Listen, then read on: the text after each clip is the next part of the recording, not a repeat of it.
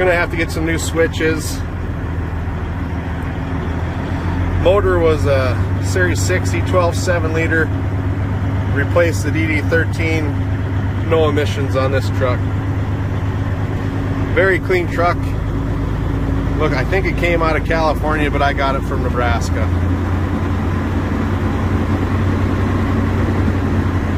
Motor has about 200,000 miles on it.